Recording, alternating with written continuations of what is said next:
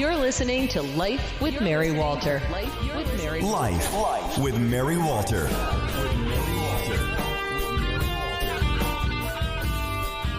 Hey, welcome to Life with Mary Walter. I am Mary Walter, and that is the handsome James Rabick, my work husband, producer extraordinaire. How are you, my friend?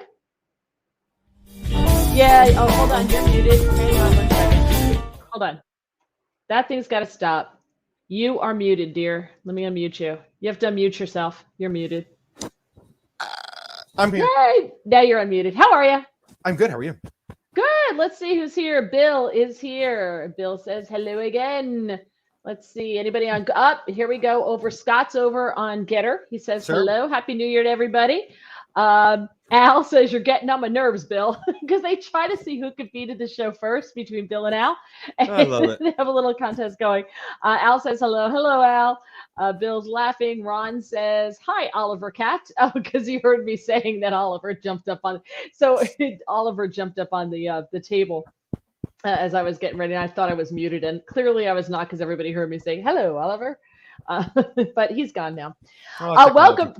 Welcome to Life with Mary Walter. If you are joining us for the first time, thank you. We appreciate you joining us. This is the non-political podcast. We do not talk politics on this podcast. We can talk about news that's not political. We'll talk about other things. If you want to shoot me a message, you can do that either via Facebook, or you can do it. You can leave comments here on YouTube. You can leave comments on Getter, but Rosalinda is here. Rosalinda, hello. I don't think she's ever commented before, so I got to actually meet her this year. Anyway, oh, nice. Yeah, it was fun. It was cool. I finally got to meet her after all these years, because she used to listen to our show, James, in Atlantic City. Rosalinda listened to. Yeah.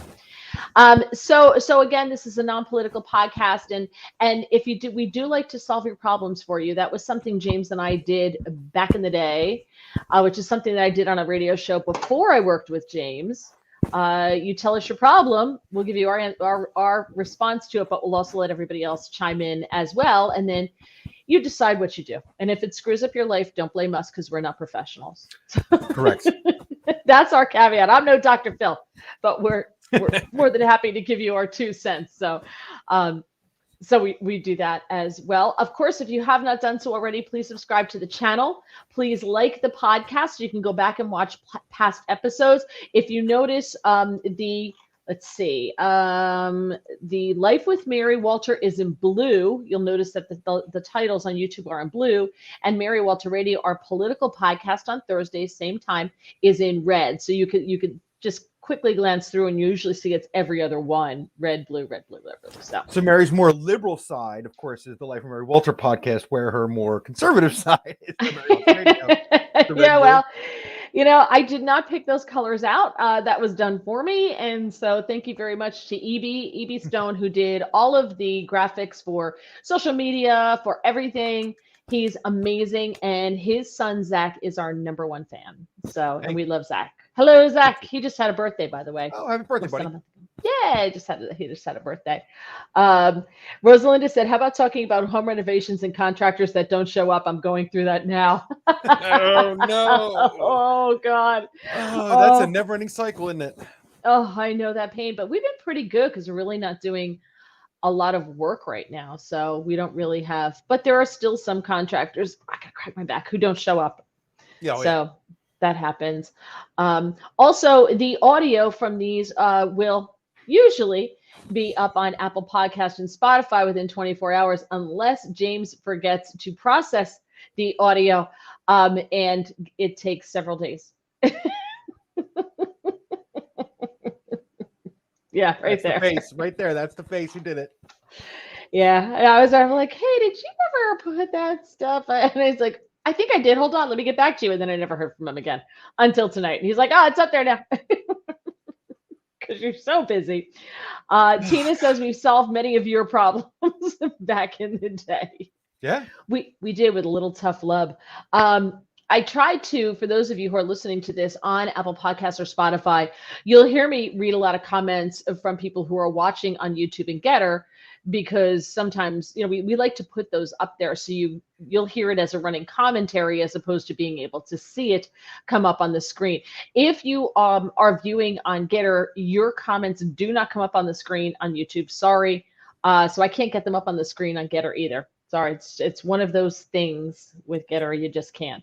Rosalinda said, I remember your horror stories with contractors. It's insane. It's absolutely unbelievable. Yeah, totally. They are. They're all the same. They're just all the same. It's unreal. When I go through Facebook, and your memories pop up, and I'll see like, oh, the sound guy's finally gonna make it here, and then you're like, the next one, and he canceled again. Hey, so how was?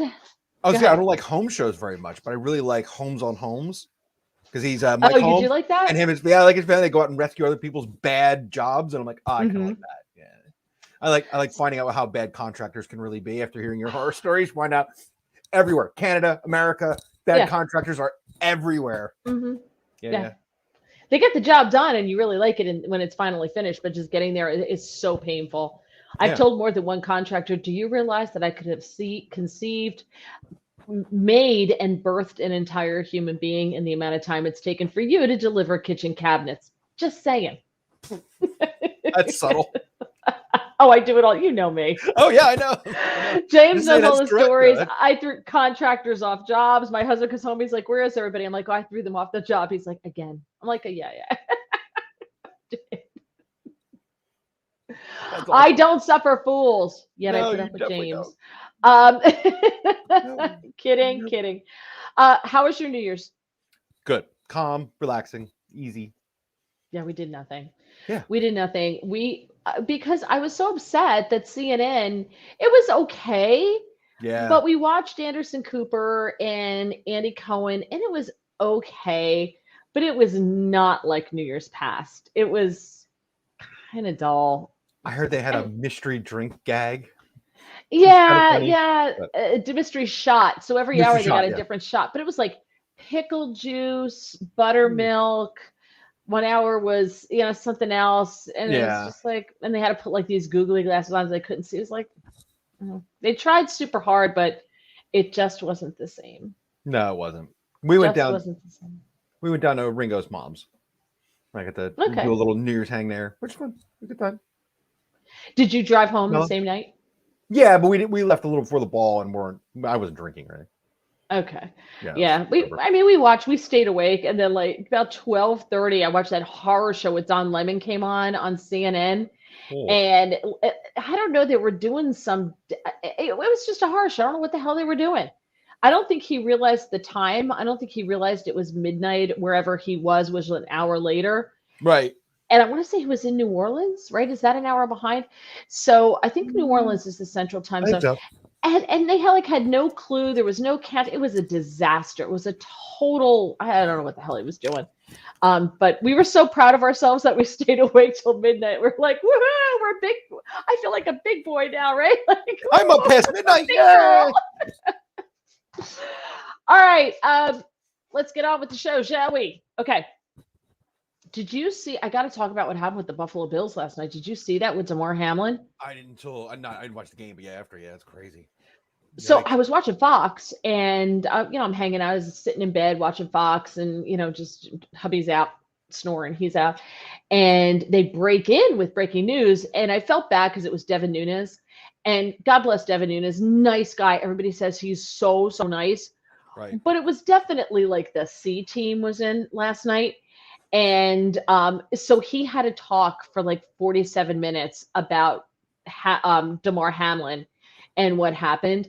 And if you're not, most TV people aren't good at that. Radio people are really good at that because radio people that's what we do, right? So it's like when you take someone from TV, a TV anchor, and you give them a radio show, they usually flame out spectacularly because there's no teleprompter, number one, right, no teleprompter, and number two, there's no co-host to bounce off of, and you talk about something for more than 2 minutes. You talk about something for 13 minutes at a clip, and so they can't do it. They're just not that interesting. They just don't. They're so used to being scripted that when they're unscripted and given the freedom to do it, they're terrible at it, right?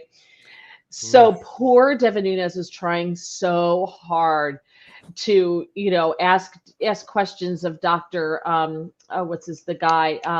Oh God, I got Nicole Sapphire stuck in my head. That's not who it is. But the older gentleman, it's driving me crazy. It's going to drive me crazy. I can't think of who it is. Yeah, Al's changing the subject here, so hold on. So I can't remember his name, but anyway, it's going to drive me crazy. I've interviewed him a zillion times, and I can't remember his name, and I'm totally blanking on it because I need Prevagen in the water. That's what I need. I can't remember anything, and my husband says it's because I don't pay attention. But and then they had I get that too. Yeah. And then they had some chick who was she's a sports person, or she used to be on the sidelines and stuff. So she came on, Michelle somebody, and then they had like Will Kane and Brian Kilmeade called in. But it's hard when you don't know what's going on. You have very few facts, and poor Devin Nunes had to just tread water for God knows how long. You're so right, by the way. That would be that after 2 minutes. I've seen so many radio hosts, like you said, flame out because they just start going. They repeat the same thing. They're like, and TV that's right. hosts Or TV hosts. I mean, unlike how radio hosts would. Yeah, TV hosts definitely are like 2 minutes in, like, yeah. So seems he had a heart attack again. And we're waiting for more from down on the field, and you just start hearing those things, like, you know what I mean? They're just circling. Yeah. What Devin Nunes kept saying again, we're talking about Damar Hamlin. He said it 18,000 times. For those of you just tuning in, we're talking about Damar Hamlin. I'm like, it's going across the cryon on the bottom of the screen. It's literally below you, but he said it 10,000 times. Dr. Siegel, there it is. Thank you, Al. Al chimes in with Dr. Siegel. Thank you so much. Yes. Yeah, even in radio, it's hard when you don't have somebody to bounce off of, but at least you don't have the visual aspect of them seeing you like search on your computer, like find stuff, and like, you can get away with a lot more in radio to like prop up information. No teleprompter, improving off your head, cameras rolling. That's a nightmare. Yeah. It's hard, but I was sitting there thinking, ask him this, ask him that, ask him there's so many questions you can ask, but so many of the questions are scripted for them. Are they only if you've got two co-hosts like Fox and Friends in the morning, or whenever Devin Nunes is on, he's hosting with like two guests. You've got your questions already. He didn't have any time to prepare for this. So I did feel I did feel badly for him. Al says that's why we keep him around. You're right, Al. Al always comes in with the answer. Rosalinda says she switched over to YouTube. I unexpectedly met my hero, Dr. Robert Malone, last night. I don't know who is that. Do you know who that is? I know the name. I don't know who that is. I remember who that is. Sorry, got nothing. Yeah, I got nothing. Sure. So, but it was, I don't know if you saw the video. I only saw them show it once on Fox. They're like, we're only going to show this once, which I get it. Yeah. After this guy dies, you don't want to show it. But the hit, I don't play football, obviously, nor am I a football fan.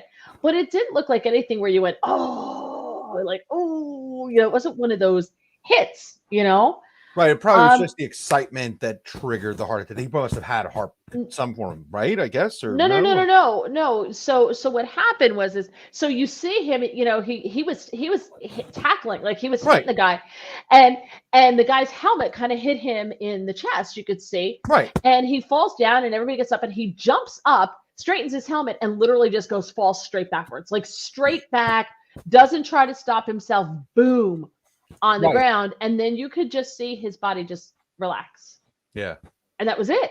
So and what happened apparently is it happens with, it's rare, but it can happen where if you get hit in the chest at a certain time during your heartbeat and you get hit hard enough, it can either send you into fibrillation, atrial fibrillation, where your heart just goes all crazy, or it can stop your heart totally. Without a heart problem to start with? Yes. Wow, I did not know that. That's apparently what happened. This is a problem in lacrosse because when that lacrosse ball is so hard that if you get hit in the chest or you get hit it just the right time between heartbeats or whenever, it can stop your heart. Oh. And they think that's exactly what happened with him. They did CPR on this guy for 9 minutes on the field. And you could hear a pin drop in that stadium. And what I thought was so interesting, and that to me was very telling, is the players knelt around him to keep the cameras out or anything like that, and the drone didn't fly over to catch video of doing CPR, which I thought was super respectful. But Yeah. what was so telling to me is they all hit their knees and started to pray. And I Right. thought, That's sweet. there are no atheists in a foxhole, right? Like all of a sudden, which to me made me feel good. It made me feel good that, like in so many you could see so many people in the stands, praying, and the fact that all those players, both sides, hit their knees. Yeah. And they came together, and the coaches and the sidelines people and all of them. And I thought, okay, so maybe people who pray aren't that crazy, because I think we have a tendency to look down on people who pray in this country. More and more people are becoming a-religious. The younger you are, the less likely you are to believe in religion, to believe in a higher power. And I thought it was very telling. It's like, Right. yeah, but when the crap hits the fan, they went to their knees like that. If nothing else, it's polite to be respectful, right? Like, who are you harming? Right? Like, you're not harming anybody, being part of the group and, that group energy thing. Even if you're not, let's just imagine when you're a player, an atheist, right? How hard it'd be to get on your knees with your friends in that communal thing and do that, right? That's still part of I think that's still a polite thing to do. I know what you mean about younger people who are just checked out of that. Like, right. But what's interesting is those same people who, it's the communal thing to do, won't stand and put their hand over their heart for the national anthem. That doesn't harm anybody. That doesn't hurt anybody, and they won't do that. But all of a sudden, you know what? I think I'm going to take a knee and pray here, just for a hot second. I think I'm going to do that. Rosalinda says they took the Tim Tebow knee, see? And they mocked Tim Tebow, right? Yeah, some did, absolutely. Right? A lot mocked Tim Tebow. I remember that, yeah. She also said Robert Malone invented the mRNA technology. Oh, right. That's how we knew that name. Yeah, I know that is. Yep. Yeah. Yep. So, I just thought it was fascinating to see, and I just felt I can't even imagine being his mother in the stands and seeing that, 24 years old, but he is in critical but stable condition. Supposedly, we haven't really gotten an update since yesterday, what I also thought was a little weird, but. The family has the right to keep that information private if they so choose. So I respect that. That's their right if that's what they want, or there's nothing to update us on. I don't know. Maybe a little both, yeah. So the other thing that I thought was weird, did you see this story about Jeremy Renner? He's apparently in the Marvel, he was the Avengers squad. He plays Hawkeye in the Avengers, the Marvel movies. Okay.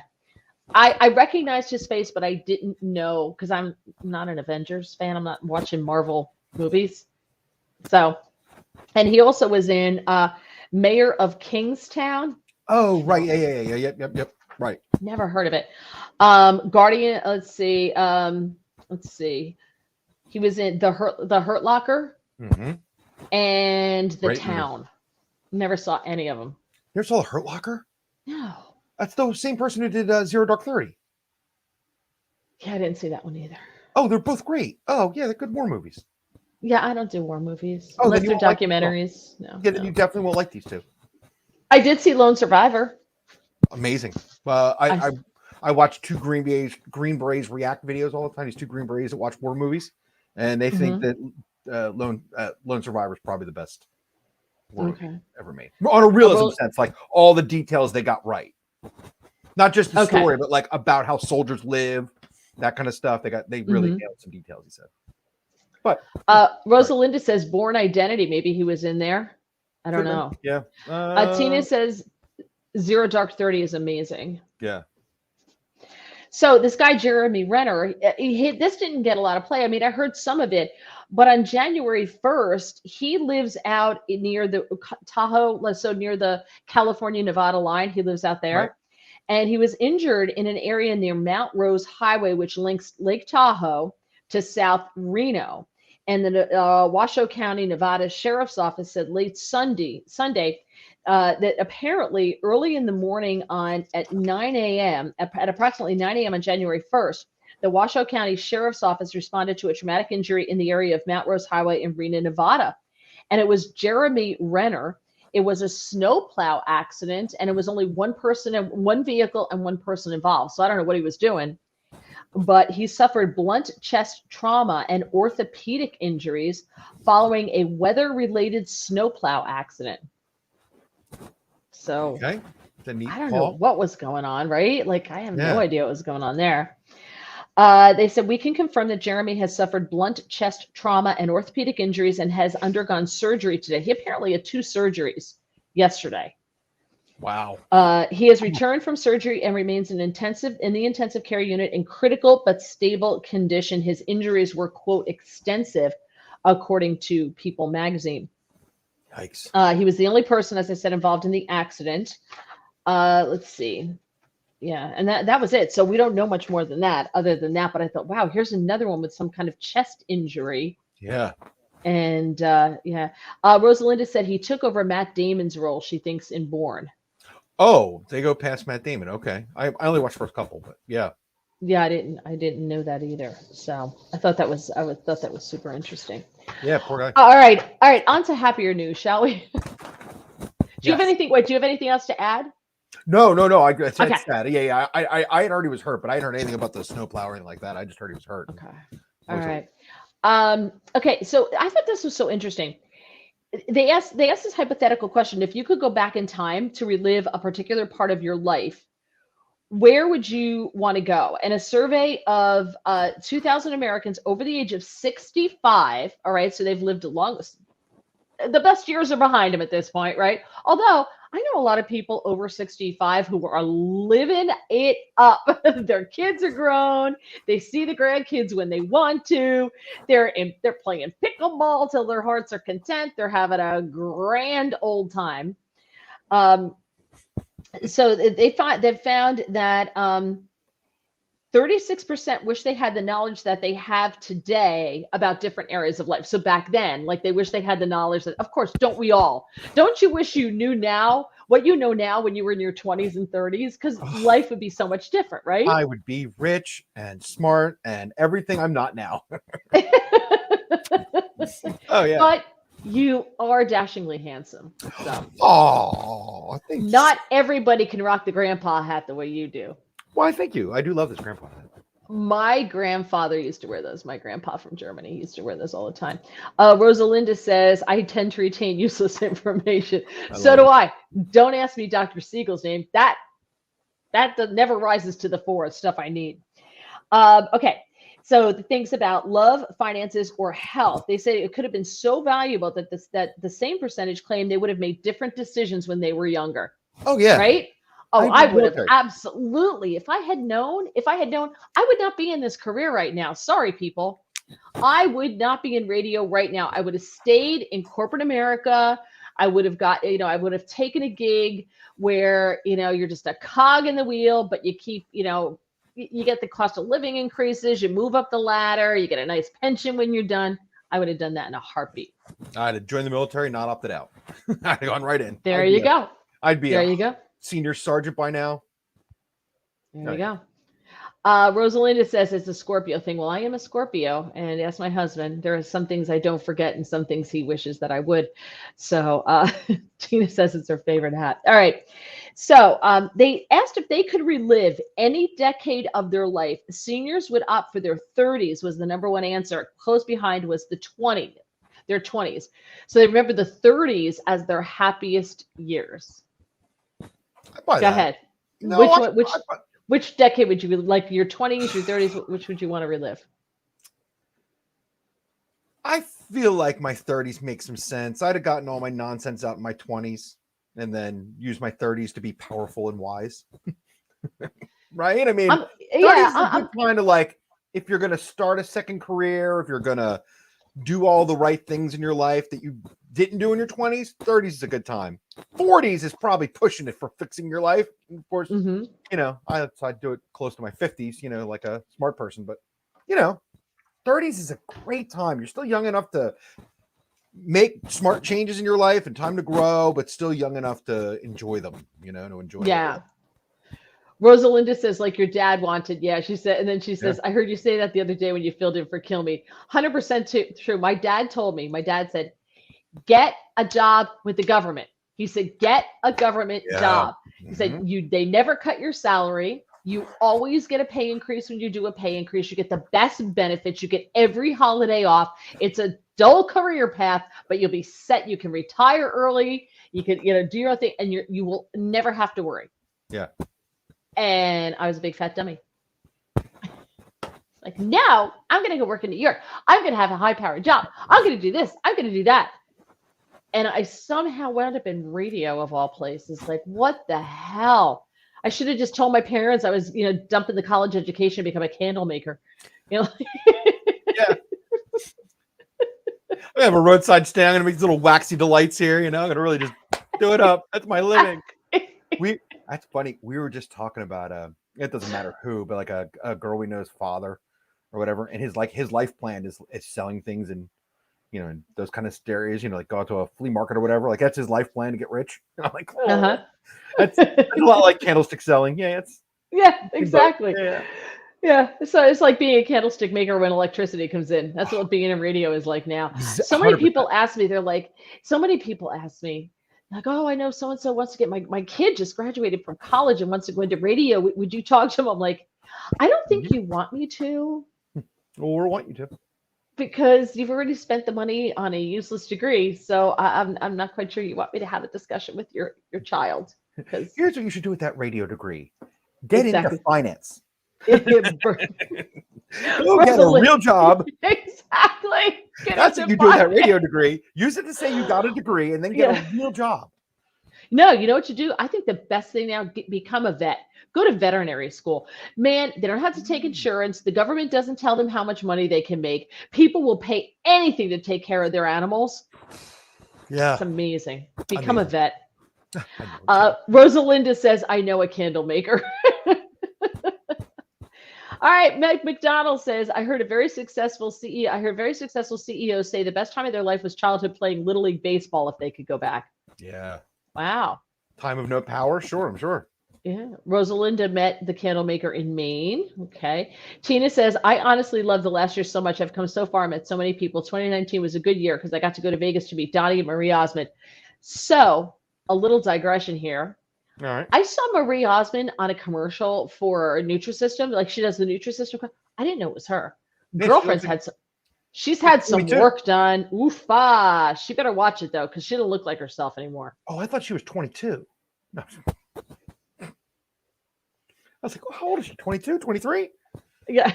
Yeah, she doesn't look like herself anymore, and she better be careful because she's gonna she's one step away from looking like Kenny Rogers if she doesn't watch it. Oh, that's funny because I was gonna say what's her name from King of Mickey Queens? Rourke. Oh, Mickey Rourke's another one. Who's the girl from King of Queens? Who am I thinking of? Leah Remini. Oh, Leah Remini. Who is the one from Jennifer Grey? Remember, she got her nose done, and she didn't look anything like herself anymore. Like, yep. I listen. I don't care if you want to get things, fixed here and there. I don't have a problem with that. God bless you. Who cares? None of my business. If it makes you feel better, good for you. I don't have a problem with it. But I think it gets to a point. Remember, Dolly Parton did a little bit. It was a little too much. Now, it's kind of eased in a little bit. What Dolly Parton had done, it's kind of eased off a little bit. I think maybe there was a settling period. Right, yeah. Face I don't know.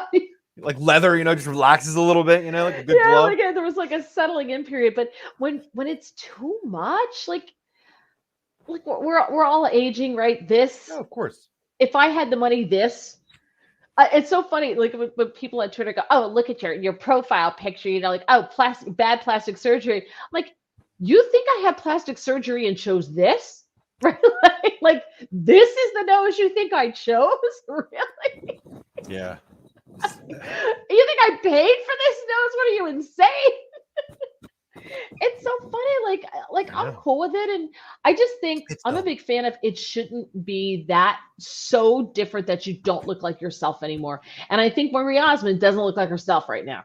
And she's not alone. I mean, it's a Hollywood very rich person's thing to just start. I'm sure it starts as dabbling and then ends with looking like Michael Jackson, but. Yeah, it gets at it. Exactly. Look like Michael, 100%. It goes too far. Because the older you get, I also think the harder it is to keep it going. Look at Betty White. She's adorable. Now, she aged well. She's very lucky that she aged well, right? So God bless her. You got to have good genes, though. You do. To age well. Rosalinda said the candle maker started Village Candle. I've heard of that. That was good. James A. I didn't really hit my stride till my 30s. My 20s was all the fun, crazy stuff. Yeah, but think about this in your 20s. You pick your career. A lot of times you choose your career in the 20s. Like the jobs that you take when you get out of college usually set your salary for the rest of your life. It sets where you're going to go because here I am out of college and that's on your resume now, So there's that. A lot of people wind up choosing their spouses in their 20s, the person that they're going to be with. That's gotten later now into the 30s, but I still think there's some patterns that are set in your 20s, and there's a lot of decisions. Do I move for this job? Do I not move for this job? Those types of things. That tips the domino of who you're going to meet, where you're going to wind up settling for the rest of your life. There's a lot of decisions you make in your 20s that I think if you can go back to your 20s and do it all over again with the knowledge that you have now, I think that's the more crucial time than your 30s, and it's a more fun time than your 30s, I think. Right. Yeah, you're right. Although I have to say, I still a fatty in my 20s. So I didn't really lose that weight till I was like 26.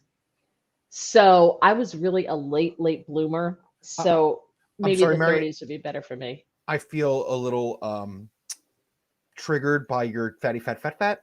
I think you should be calling that socially largely engineered, I think is the term. Is that what it is? Yeah, I think it's something like that. Socially large engineering or something. Yeah. Healthy large or something they call it now. Back when I ate too much. Yeah. Back when I ate too much. Back when I stuffed my face. Kind of okay. I stuffed my face. That's a little NPC too. I don't know. I think I ate too much. Okay.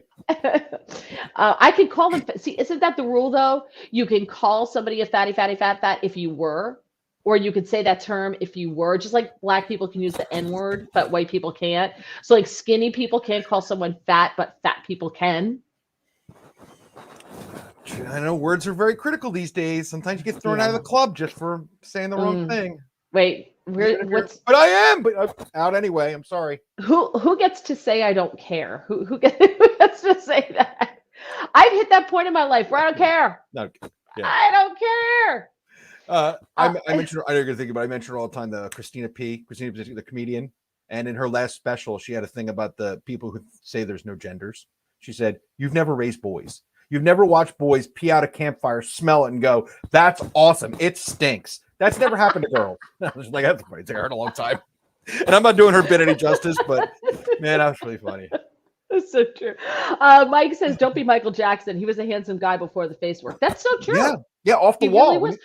But I think, you know what I think? I think people like Michael Jackson, maybe that was the precursor to people who are just unhappy with their lives and trying to find where they're supposed to go. And so now they change their gender. So like and I'm not saying that to discredit people who change their gender or to mock them or anything like that.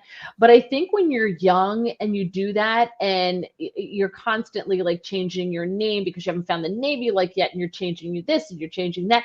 And all you do is just work on changing your appearance instead of changing who you are, who you have control over, because you're unhappy. Yeah. I wonder if that's the modern day equivalent of the Michael Jackson, the too much plastic surgery thing, right? Yeah, there's a little of that. And I'm sure there's the other problem of being so rich and no people to tell you no, right? When you can be that, like, are we ever going to be there again? I'm sure it's a healthy combination, by the way. I mean, I don't know. Are we ever going to really find that many people there again? That kind of celebrity where you could be that rich and that insulated and that many no people? Yeah. Hopefully gone, but But yeah. Let's see. Rosalinda says, in 2019, I went to Vegas for my 50th birthday with my husband and his Navy buddies. This better be a good story here, Rosalinda. Booked 2 suites, ended up staying the entire week in our smoking suite. Ran into Alan Dershowitz at Sugar King. My husband and I were wearing our Rush Limbaugh Stand Up for Betsy Ross shirts. He told us he loved the Betsy Ross Hotel in Florida. Okay. James says Mitch McConnell had work done. He now looks like a turtle. Okay. See, now here's the thing. I can't make fun of Mitch McConnell because he is retronathy, which is what happens when you have that, like that severe underbite. You don't have that, like he has no chin. It's called retronathy, right? Really? Yeah. Oh. Yeah. My IT department will come running downstairs if I have the wrong term. But when you don't have that chin, it's called retronathy. So like he can't change that. You know what I mean? And it's not like he did it on purpose. I can't comment or mock someone's look if it's something that they can't change. Like people who are really overweight, you're doing it to yourself 9 times out of 10. There's Yeah. very few people have a gene condition.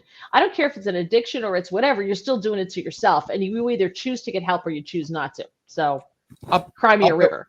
Sort of with the plastic surgery, I bet there's some people who do it from body dysmorphia, but a lot of people, it's just sort of, I don't say greed is the right word, but like you said, like that constantly looking to improve mentality the wrong way. Yeah. Besides, I'm always having something on my face cut out or burned out or whatever from skin cancer. So I always look like there's been something going on. But if I've had, it's just like a spot here. I'm having plastic surgery to just tiny little spots at a time. They take the cancer off my face. Rosalinda says she's learned something today. Okay, so I think I would go back to my 20s, which is the 30s was the number one answer. 20s was the number two answer. I think I would go back to my 20s because if you go back to your 20s and make those decisions, I think it makes the 30s that much better. What does Rosalinda say? My name is John. I'm a fat ass that blames everyone else for my poor choices. Okay. Okay, the survey also found out if they had the chance to redo one major decision, people would have saved more money. That was the number one answer. There you go. Ding, ding. Or invested earlier. Same premise. Yep. You know what I wish I had done? I wish, my parents really gave me a very good head for finances in the sense of we always had a savings account. You always had to put money in your savings account first. From the time I was a child and we got our little, I went to the bank to get my passbook with my, my allowance money, and every month you had to put it in. I wish I had bought land. Yeah. That's what I wish I had done as opposed to investing in the stock market. I wish I had had the foresight to buy land, to buy a rental property, rent it out, do all that. But you need to have more money to do that than you do to buy into the stock market. That's a commitment. Like that's like a bigger commitment. Yeah. But I kind of wish I had had the ability to do something like that, Yeah. Let's see. Invested earlier. Many wish they had received better advice about money. That was one, and education also. Better advice about money, about education. Now, I want to know, did you get a piece of advice that you wish you followed and you didn't? So like I said, I wish I followed my father's advice to get a government job. Just get a government job. Now, to do that, growing up in Martinsville, New Jersey, I was getting a job in Somerset County, right? Like, where was I going to go to get a job in Somerset County, New Jersey, living in Martinsville, which was farmland at the time? Like, where was I going to get a government job, right? So I would have had to move if I wanted a big government job to Washington, D.C., right? So I would have had to do something like that.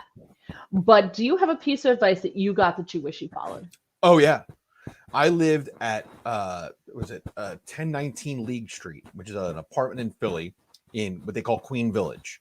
Now, when I was there, Queen Village was like one of the next big up and coming neighborhoods, probably already was there. It's on somewhat. And this was one of the last, and this is, if anybody knows the city of Philadelphia, this is right at the edge of like what's considered like South Street, like that area down Center City into South Philly, right by the Mummers Museum, right on that corner. I mean, an amazing property that we found out was going for nothing. And it's historic. So all you had to do was like gut the inside and redo it. And then those apartments went from like $350 a month, which we were paying in 1999 a floor, to like $9 a month. Wow. And it would have been almost no money. But I was so dumb to know anything about real estate. I just thought like not only rich people can buy properties and right. I mean, I actually had a buddy like, you really should invest in this. Like you should think of this. You like this neighborhood. You should invest in this property. Right. And then you'll be the landlord. And I'm like, I can't buy a property. Can I just say, I think it would have been a great idea, but, and this is not a knock at you at all. This is not a ding. You at that time weren't responsible enough to be a landlord. Oh, probably a lot of foresight, but had I had my shit together, that would have been the smart move. Like those are the kind of properties that not only make you a ton of money, you buy more. I mean, it would have been the turnaround for me could have been that if I had been smart enough. I just was, you're 100% right. I was not smart enough, mature enough, any of that. Yeah. Yeah. Yeah. No, definitely not. No.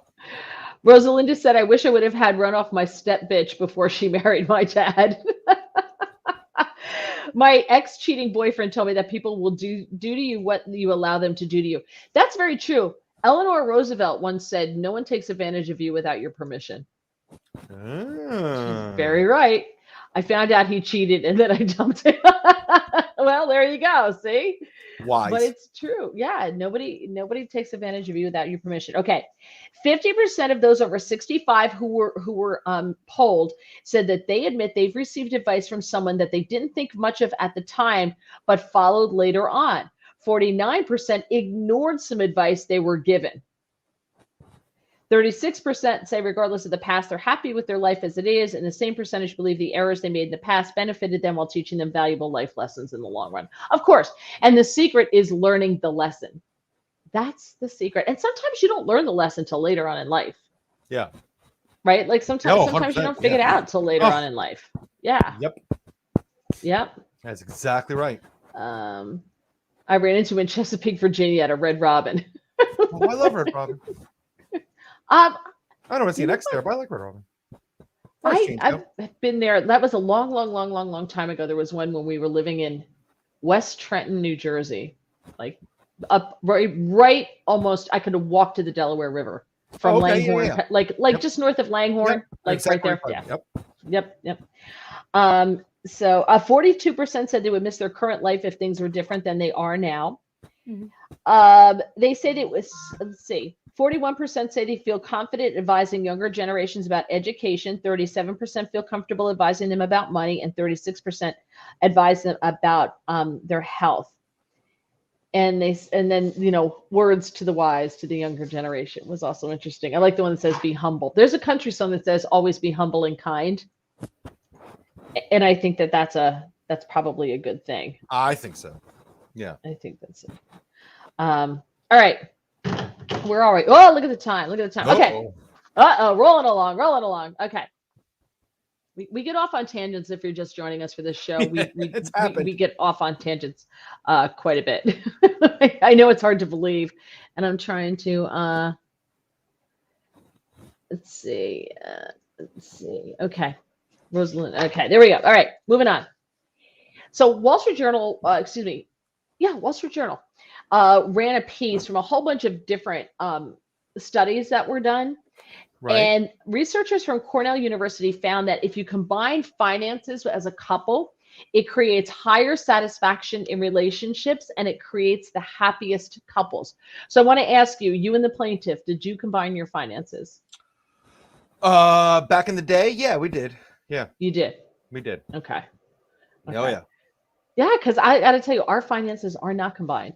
Separate checking, separate savings, separate credit cards. He has his investments. I have my investments. There are a couple of things that are joint because they have to be like, I don't know, the house. Right. Right. Right. So those things are obviously joint, but most of our stuff is separate. So we're not supposed to be happy, yet you got divorced and we didn't. So look at that. I believe this wholeheartedly that none of these are the right solutions for everybody, right? I mean, I agree. No situation is the same. To generalize, like, oh well, that's going to make it. I mean, crazy. An associate professor at Cornell University, the co-author of the study, Emily Garbinski, said, "We did see that couples who pool their finances are less likely to break up than couples who keep their finances separate." She said, "Joint finances overall helped all couples, but did give greater benefits to those of low income." Which makes sense because if you combine them, you have more power to invest and to do things like that and that type of stuff. Rosalinda says she's in charge of their finances, and that's great. I don't like combined finances because, for instance, when my husband turned 40, I took him skiing. I wanted to take him on a ski vacation. Why would I want to take him on a ski vacation with his money? Hold on, I'm going to sneeze. Bless you. No, and to your point, I do think that sometimes too, there's in the middle a hybrid, right? But yeah, some people have like you do have a little bit of a hybrid, some joint, but a lot of separate. Some people do more of the joint and some of the separate. Right. Some people do none of it. But, like I wouldn't want him to know how much to this day he has no clue how much I spent on that vacation. I paid for the airfare. I paid for the car. I paid for restaurants we got there. He has no idea how much I spent on that ski vacation for him. to this day, nor should he. Right. You know what? I don't think that if you combine finances, then your spouse is going to see how much, if you bought her a piece of jewelry, she's going to know how much you spent on the piece of jewelry, right? Because part of it's her money too, like, I don't know. And people are like, well, I have a separate account for some mad money so that I could do things like that. It's fine too if it works for you. Whatever. Exactly. If it works for you. Whatever works for you. Rosalinda, I run things by my husband for big things. And I think a lot of couples do that. I just wouldn't want to, like I said, so my husband went skiing without me, right, in Montana, and I kind of really pushed him to do that. And I surprised him by having a car come and pick him up, so that he didn't have to drive to the airport, right? Because he was like, and I said to him, I'll drive you to the airport, because he's going to be trying to drive to find the place to park, and it's a lot at 4:00 in the morning. Yeah. So totally. I surprised him. He has no clue how much I spent on that, nor will he ever know. Right. I won't tell him about the $5,000 you spent on the car. I definitely won't. Yeah. Rosalinda says, my husband just said that exact thing about a ring, about how much you spent. Yeah. So my husband surprised me with a piece of jewelry that he said I had pointed out, and I didn't even remember it when we were flying to Idaho and Montana in September. You just go through the catalog, like the dopey on plane, onboard thing, and I'm like, oh, that's really pretty. Excuse me. And it was a starfish, and it was really cute. And it had, it's not big. It's like this big, and it had sapphires and diamonds on it. And then I'm sure, it wasn't like a big rock or anything like that. It was just like little ones. So that's all really pretty. And I just mentioned it. He secretly ripped the page out of the book when I was asleep. Because that's when we went on the flight with the pods, like you had your own pod, and I was like splayed out, asleep, drooling, and he ripped the page out, and I didn't even know it. That's awesome. And he surprised me with it, which was very nice, but I have no idea how much it costs. So Al says marriage is not 50-50, it's 100-100. If you're not both in it 100%, it won't work. I don't think you're in 100% at all times, though. I think sometimes somebody's a little bit more in it. Like you kind of ebb and flow with what you pick up. You know what you mean? I think marriage definitely go through cycles. Yeah. I think so. Or was like, I get all the account alerts as he would just ignore them like he does my text messages, her husband. Al says, life is like a dance. When one partner steps forward, the other must step backwards, and nobody likes walking backwards all the time. Very true. But as Ginger Rogers once said, I do the same thing as I make half the money as of Fred Astaire, but I do the same thing and I do it backwards and in heels. And he makes twice as much money as she did. So that's a little changes since her day. Not really. Very little has changed, especially in radio. I know. Researchers found that couples who combine their money referred to those assets as our money rather than those who kept their money separate referred to it as my money. Yeah, well, okay. Business Insider reported that experts say couples who pool their money together have more transparent budgets. That leads to happier relationships. When we put our finances together, that changed it all because I could see what she was spending and she could see what I was spending. Who cares? As long as you pay the bills. The other thing you do is each one of you pays different bills. And so you just make sure you have the money to do that. Do you know, I don't even know how much money my husband makes. I don't even know. More clearly, do you care? No. Because he might tell you if you ask him, but you don't need, more to the point, you don't care. You guys have a joint account? We do. Man, you guys are the accelerators to the floor on this, isn't it? I always say our money. Yeah. James, we have separate accounts and communal for bills like mortgage, electric, etc. That's the way to do it. Yeah, but you guys got to be careful because if you do not have the legal protections of marriage, you have no protections at all when it comes to that money. So you got to be careful. I'm sure she's going to steal it all. So that's already good. I'm already sure of that. I'm not worried. Okay, watch Judge Judy. You'll never combine finances. Oh yeah, Judge Judy. There's been you will never combine finances if you watch Judge Judy. Interesting times on Judge Judy. Yep. 43% of married couples have combined their money. Only 43%. Think about that. I think that's low. I thought we were the outliers, but clearly we were trendsetters. Yeah. 37% of millennials maintain separate banking accounts. NerdWallet reported that almost 50% of Gen Z adults in committed relationships say they don't combine their finances with their significant other. I'll tell you right now, this is just my own personal opinion. No way would I be in a committed relationship with somebody without the benefit of the legal protections of marriage and combine my resources. Hell to the no, because you have zero protection from the law, and I ain't starting over again. So that's me. I would never do that, ever, ever.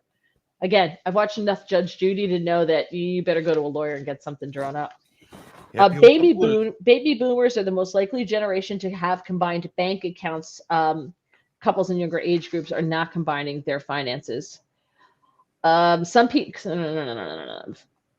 And of course, finances are the main pressure points in relationships today. There we go.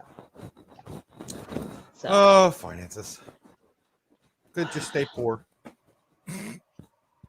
I don't know. If your other half takes the money and runs, that's very likely to happen. She can run with all $77 she wants. The reason I have to tell you, when we got married, I had friends who shortly after we got married, I was working, he was in school, so I was the breadwinner. And so we had, and his parents, gave him money because he was in medical school and they were paying like his rent and that kind of thing. I just saw too many of my friends get totally screwed over. Totally get screwed over. Okay. I saw too many friends who one or the other took everything and ran up the credit card just to screw the other person over and beat feet. And I've definitely seen that one. I've seen that. I saw girlfriends who were sleeping in an apartment on the floor, on a mattress and a box spring on the floor because, he cleared the apartment out, or something like that. That happens more to men than it does to women because women see that stuff coming. Men are totally shocked. I can't believe it. I came home and she cleared out the whole house. Like, how did you not see this coming? I'm your neighbor. I saw it coming. How did you not see this coming? So, but that happens. Yeah, I know right? Right now who has no animals, no bed, no couch, and no dishes in one day. In one day, gone. Just gone. Had them, and then they weren't. I'm not saying he was right. I'm saying he doesn't have them. But he didn't see it coming, right? No. Has clueless. Yeah. That's probably why she did it, because he was so clueless. He wasn't listening at all to what was happening in the marriage at all, like at all. So that's why it happened. So I taught too much of that. And I was just like, everything was great until it wasn't. And then it hits the fan and somebody's left holding the bag. So I was like, you know what? Love ya, but let's just not combine just yet. And we just never did. Just never did. Al says, I posted this week's promo on Facebook and tagged James. I swear to God, this is like ADD theater with some of these comments, right? Like, this is like, I think we should start mailing prescriptions to most of the people who comment here about, because it's like, I feel like I'm in a classroom with all ADD children who are just shout, or Tourette's. They just shout stuff out here. My cat's breath smells like cat food. But Al, I'll definitely check that out, man. I didn't look on Facebook, but I will look. Rosalinda said that happened next door to me. Dude had a girlfriend and her disabled brother living with him, never divorced his wife. Oh my God.